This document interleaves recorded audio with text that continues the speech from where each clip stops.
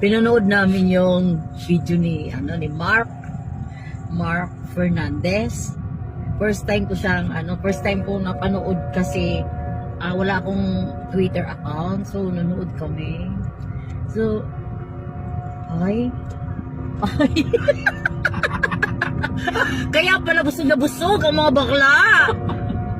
Kaya pala, pero ganun talaga, pag malaki, parang medyo tamad sa kama. Pansin ko lang pag malaki tamad sa kama. Pag maliit, talagang Performance niya. parang syempre nahihiya siguro sila pag hindi nila masatisfied ang kapartner nila.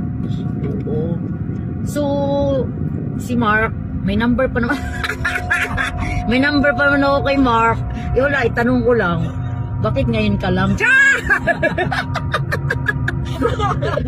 Itanong ko lang sa kanya. Oo, itanong ko lang sa kanya. Ayun. Tanong ko lang, bakit ngayon ka lang?